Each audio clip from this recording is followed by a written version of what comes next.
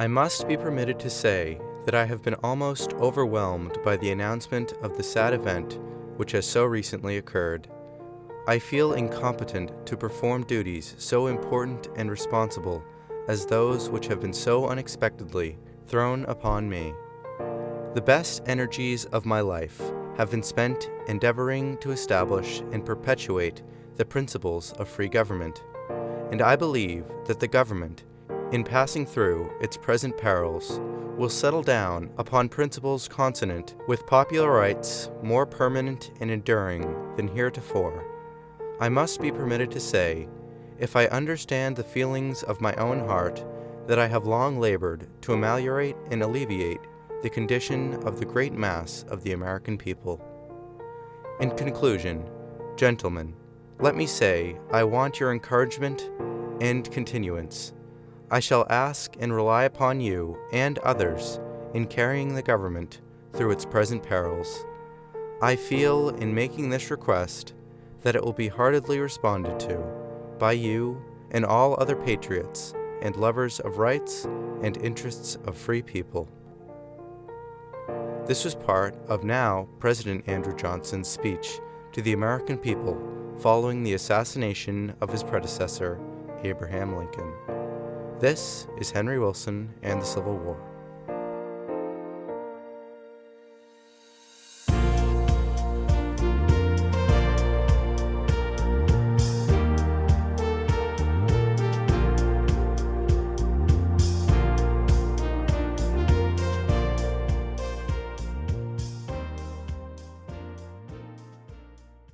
As we ended last episode, on April 14th, 1865, just 5 days following Lee's surrender at Appomattox, President Lincoln was shot. On the evening of the 14th, Lincoln and his wife, Mary Todd, departed from the White House to attend a performance of the comedic production of Our American Cousin at Ford's Theater in Washington. The Lincolns arrived late and were seated in a private box overlooking the stage. Joining the first family was Army officer Henry Rathbone and Rathbone's fiancée, Clara Harris. The president was enjoying the production and seemed to be laughing immensely at the jokes, though the laughs that filled the theater would infamously turn to screams. At 10:15, deranged actor John Wilkes Booth entered the president's box and fired a .44 caliber gun into the back of Lincoln's head. Officer Henry Rathbone stabbed Booth in the shoulder before Booth jumped from the box, landing on the stage and breaking his leg, shouting, "Si semper tyrannis," a Latin phrase meaning "thus always to tyrants," a motto suggesting that bad will always come to tyrants. As Booth fled the theater, the president sat slumped in his chair as the First Lady screamed. The paralyzed president was quickly moved to a home across from the theater and was soon visited by the Surgeon General, who announced Lincoln would likely not make it through the night. After being visited by some of his friends and Vice President Johnson, Lincoln was declared dead on the morning of April 15, 1865. Lincoln's body was placed in a flag-draped coffin and moved to the White House, where his cross-country funeral procession was planned. Lincoln's assassin, John Wilkes Booth, went into hiding, prompting one of the largest manhunts in U.S. history, with more than 10,000 soldiers searching for the now despised actor. Booth had been a supporter of the Confederacy, though he always lived in the Union throughout the war. In March of 1865, Booth and his co-conspirators hatched a plan to kidnap Lincoln and bring him to Richmond, where they believed he would surrender. Booth's plan failed when Lincoln did not arrive at the location they assumed he would be going. Just weeks after Booth's failed attempt to bring Lincoln to the Confederate capital, Richmond fell and Lee surrendered, leaving Booth desperate to think of a new plan to save the Confederacy. Booth's plan began to unfold when he got word the president would be viewing a play in Ford's Theater. Just 11 days following Lincoln's death, Booth and his accomplice, David Herold, were found hiding out in a Virginia barn. Federal agents surrounded the barn and were able to get Harold to surrender himself, leaving Booth in the barn alone. In an effort to force Booth out, soldiers lit the barn on fire, trapping Booth in the quickly spreading blaze. Booth moved around the barn, and Federal agent Sergeant Boston Corbett took aim and shot, supposedly after seeing Booth raise a gun at him. Booth, being paralyzed, was dragged out and died just hours later. With the president now killed and the nation just barely together, if at all, celebrations of Northern victory were quickly dashed by the same feelings of uncertainty the nation had felt just weeks before.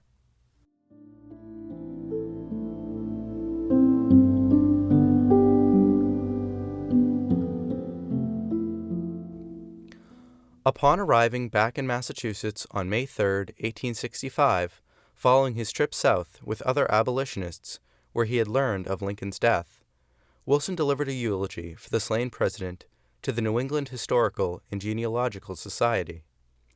Wilson remarked that, quote, "The nation has failed to comprehend fully the character of Abraham Lincoln in all its proportions, but now that he has suddenly fallen, the people are beginning to do justice towards their fallen leader. He will pass into history as the foremost man of the age." End quote. It's important to remember that at the time before his death, Lincoln was marginally popular. He narrowly won the election of 1864 and was criticized by all sides and by varying men, including Henry Wilson. Reflecting on Lincoln's heroic image today, Wilson's contemporaneous eulogy rings true and prophetic. In the wake of Lincoln's death, of course, that was a tragedy of unimaginable scope. Here is U.S. Senate historian Betty Coed. And Wilson had worked very closely, as had many of his colleagues, and was devastated by Lincoln's death. The city of Washington, D.C. went into deep mourning. The Capitol building itself was draped in funereal drapery, and there were many services held. Excuse me. Lincoln lay in state in the Capitol for a while, and before being returned to Illinois for burial. And so it was an extended period of mourning. But there was also a period of great concern as they transitioned from the Abraham Lincoln to the Andrew Johnson presidency. Many of the radical Republicans, and Wilson was one of them, were encouraged that Andrew Johnson had been a strong supporter of many of their policies during the war years. And so they looked at it with some positive anticipation. So it's a time of mourning after Lincoln's death, but it's also this important time of transition that goes from war to Reconstruction, from the Lincoln administration to the Johnson administration, and for members of Congress to go to a time period when they have to consider not only how they will repair the Union, but how will they bring the Southern states back into the Union and back to representation in Congress? How are they going to manage that monumental task becomes one of the key issues of that post-Lincoln assassination time period. With millions of formerly enslaved blacks now free, Wilson knew the Senate's work going forward would not be easy, and with a new man in the most powerful position in government, Congress pondered how they could work together. The new president, Andrew Johnson, had only been vice president for a little over a month before being thrust into the presidency. So Andrew Johnson is an interesting figure. That's the voice of professor and author Robert S. Levine. Hi, Lincoln. I am Robert Levine. I'm Distinguished University Professor of English at the University of Maryland, and I have a recent book on the impeachment of Andrew Johnson that looks closely at the role of Frederick Douglass and other Black activists. In the coming episodes, Professor Levine will help guide us through the Johnson presidency and the evolution of his relationship with radical Republicans. He's a politician in Tennessee. He was working class. He started out as a tailor. He started out with small political jobs, by the late 1850s, he became senator from Tennessee. What's really interesting about him for a Southerner is that he was opposed to the secession. He thought the South had done wrong by leaving the Union. He referred to Jefferson Davis and others as traitors. Around 1862, he declared that slavery should be abolished. This is also kind of unusual for a Southern politician. And Andrew Johnson himself, during the 1850s, had a few house slaves in Tennessee. So he had bought into the slavery system. Lincoln found him appealing because he was a Southerner who was opposed to the secession and opposed to slavery. He named him military governor of Tennessee. And when Lincoln was up for re-election in 1864, Lincoln and others thought that Andrew Johnson might help him win what they feared would be a close election by offering some sectional balance. So Lincoln's vice president, Hamlin Hill, was from Maine, and they thought that Johnson would really help them. And I think that Johnson and Lincoln shared a lot in the way they viewed the Civil War and the way they viewed slavery. And then when Johnson becomes president, things start to change. As military governor of Tennessee, Johnson prided himself on being a passionate advocate for black rights and a robust enemy of slavery.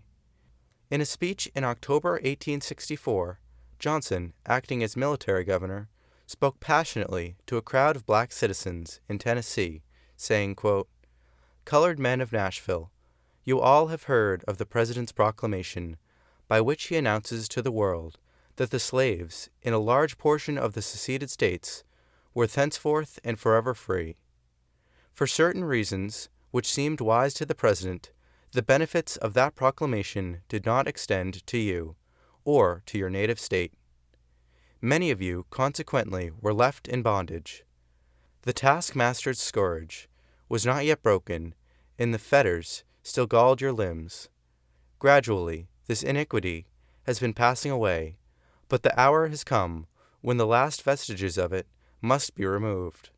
Consequently, I, too, without reference to the President or any other person, have a proclamation to make, and standing here upon the steps of the Capitol, with the past history of the state to witness, the present condition to guide, and its future to encourage me, I, Andrew Johnson, do hereby declare freedom for every man in Tennessee." End quote. Following his statement of emancipation, which I should note he did not have the authority to make, listeners in the mostly black crowd began to declare Johnson as their Moses, to which Johnson responded, quote, "Humble and unworthy as I am, if no other better shall be found, I will indeed be your Moses, and lead you through the Red Sea of war and bondage to a fairer future of liberty and peace. I speak now as one who feels the world his country, and all who love equal rights his friends. I speak, too, as a citizen of Tennessee. I am here on my own soil, and here I mean to stay and fight this great battle of truth and justice to a triumphant end. Rebellion and slavery shall, by God's help, no longer pollute our state. Loyal men, whether white or black, shall alone control her destinies, and when this strife, in which we are all engaged, is past, I trust, I know, we shall have a better state of things, and shall all rejoice that honest labor reaps the fruit of its own industry, and that every man has a fair chance in the race of life." End quote. With many believing Johnson had proved himself to be a strong advocate for the cause of the millions of freed black Americans, Republicans were open to work with the new president, with some even believing Johnson would support them more than Lincoln. So when Johnson became president, most of the radical Republicans thought he would be a great president because he had this history of opposing the Confederacy and coming out against slavery. Johnson met with people like Charles Sumner in the first month when he was president. Charles Sumner was convinced that Johnson would do everything he wanted, which included giving Black people, former enslaved people, the right to vote. May 29th, 1865, Andrew Johnson issues an amnesty proclamation in which he's basically saying, I'm not going to talk about the Southerners as having seceded, and I'm not going to worry about former Confederates being part of state or national government. And the radical Republicans felt betrayed. So you have about a 1 month period when things seem to be going well. Then you have this amnesty proclamation. And then it takes about 6 months before the radicals really turn on Johnson.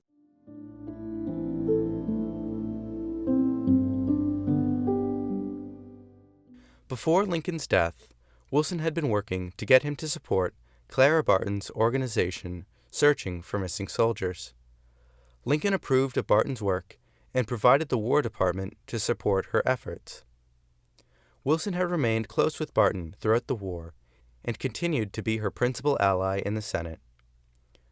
When Barton's funds ran dry, Wilson pushed for her postage to be covered by the War Department, and to no avail attempted to find her a job in the federal government, gifting her $20 as a Christmas gift.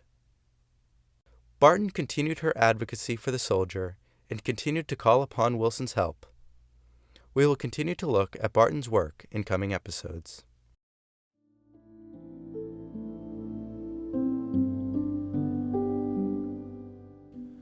Wilson held strong views of enfranchising Black voters in the South and working towards legal equality for Black Americans across the nation. Wilson sought for and supported an act in 1865 that would retroactively pay Black soldiers for their unequal pay throughout the war, with Wilson remarking upon its passage, quote, "At last, justice has been done," end quote. Beyond the moral and political questions that arose with emancipation, there were many logistical concerns as well. Where were these millions of freedmen to go for food, for shelter, for work? The white ruling class of the South would certainly offer no assistance. To work towards taking care of some of these concerns, in 1865, Wilson was central in pushing for the creation of the Freedmen's Bureau, a government administration with the mission to take care of the millions of newly freed people in the South. As early as 1863, Massachusetts Representative T.D. Eliot proposed a bill to organize an executive organization to answer the questions for the conditions of post-war Black freedmen. Between 1864 and 65, the House and Senate sent bills back and forth, and debates swirled over what a Freedmen's Bureau would actually do and look like. Proponents of the bill argued that an organization was needed to help support the displaced Blacks who had nothing to their names, no wealth, no property, and no ability to get work. Opponents of the bill argued that radicals were seizing on the opportunity to advance racial politics in the United States, essentially that the administration would seek to make the inch of emancipation into a mile of equality. Opponents also argued that the bill was unfair as it focused on supporting Black Americans and that white Americans had not received the same support throughout history. While it's true that white Americans had not been given this support, there were great differences in the economic, political, and social structure and treatment of the two races. Whites had never been enslaved and treated so mercilessly to the same degree that Blacks were in the United States. Freed Blacks had absolutely nothing to base their life on after freedom. They had no property to pass down, no wealth from labor, and difficult prospects of even getting a job that would pay meager amounts once enslavement had been ended. These inequities came even before the Black Codes, which we'll discuss moving forward. By March 1865, members of the House and Senate came to an agreement and moved to pass the creation of the Freedmen's Bureau, though the act stipulated the administration could only operate up to 1 year following the war's end. Wilson's chief objective, to obtain more political equality for the newly freed men of the South, was through suffrage. Wilson believed if all the formerly enslaved people of the South could vote, black citizens could gain more power and influence in their affairs and destiny, while also drowning out white racist votes that sought to suppress them. Though suffrage seemed like a straightforward mission, Wilson and his colleagues faced many difficulties. Enfranchising black Americans was not as simple as passing a law or an amendment, as blacks legally did not have citizenship in the United States, meaning states could lawfully reject even the premise that black Americans should vote.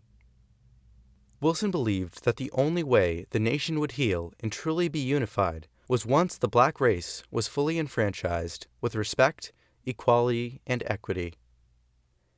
In a speech in June 1865, Wilson harkened back to his early days visiting Washington and witnessing the horrors of slavery for the first time, emphasizing his commitment to seeing the goal of black equality come to fruition after so many years of fighting.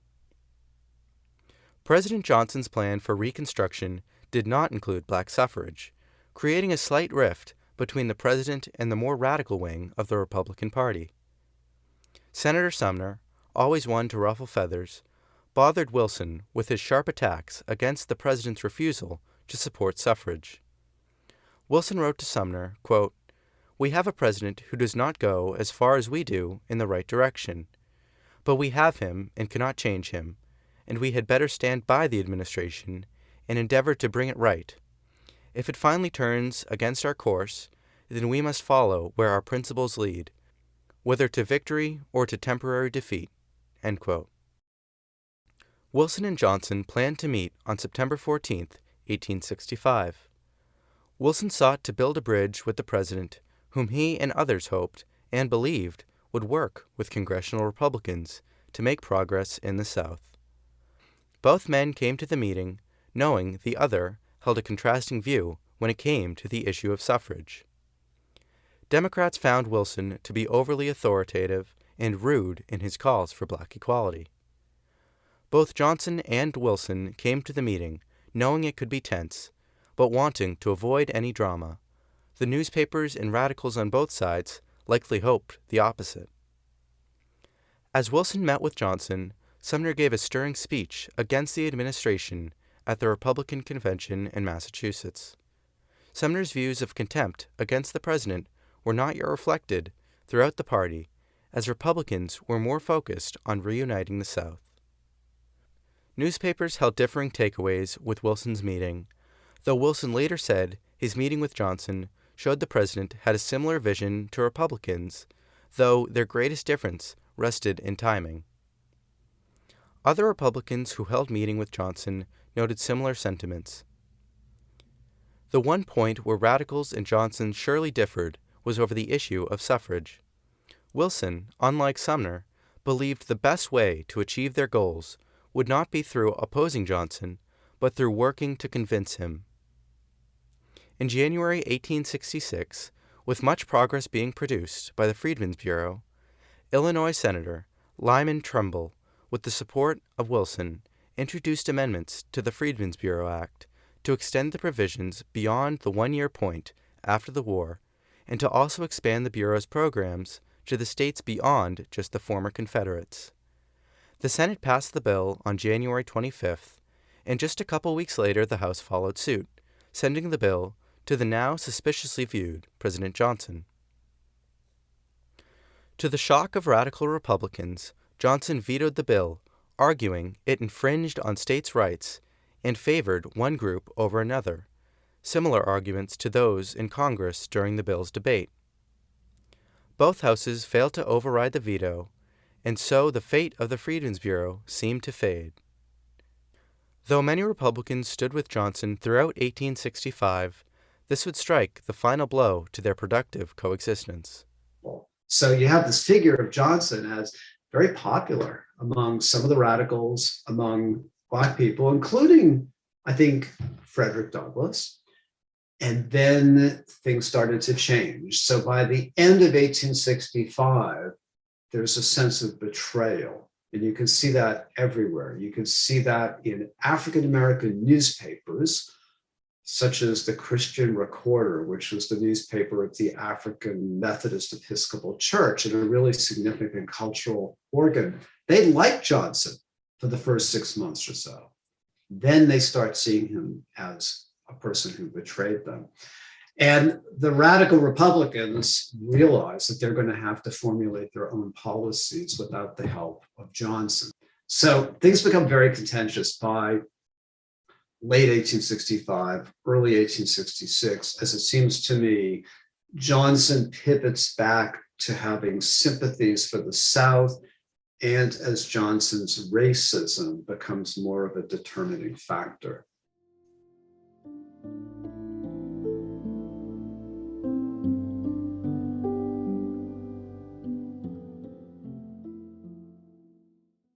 In October 1865, Wilson, busy campaigning across the North for Republicans, rushed home to Natick to celebrate his 25th wedding anniversary on October 27th. Over 400 guests from around the nation poured into his and neighbors' homes to celebrate. The Boston Railroad line furnished special cars to transport guests to Natick.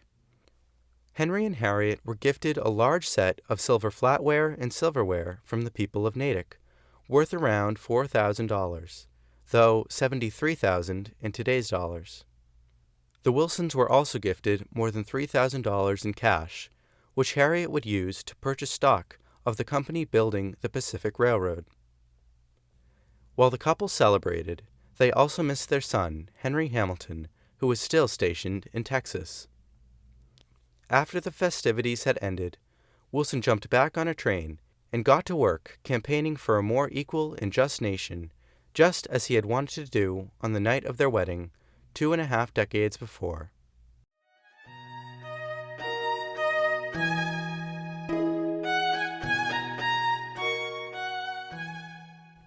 In today's episode, we covered Lincoln's assassination, the nation's reaction, President Johnson and his views and relationship with Republicans, the Freedmen's Bureau, and the deteriorating relationship between Johnson and Republicans. Thank you to U.S. Senate historian Betty Coed and Professor Robert S. Levine, the author of The Failed Promise, Reconstruction, Frederick Douglass, and the Impeachment of Andrew Johnson. We'll hear more from Professor Levine as we continue into the Johnson presidency. If you enjoyed today's episode, please leave a review and subscribe or follow on whatever platform you're listening to. Check out HenryWilsonHistory.com for more information and for the newly added Henry Wilson and the Civil War store, where you can purchase stickers or support the show. If you have any questions or comments, please shoot an email to HenryWilsonPodcast@gmail.com. Thank you for listening, and I look forward to continuing to explore the era of Reconstruction.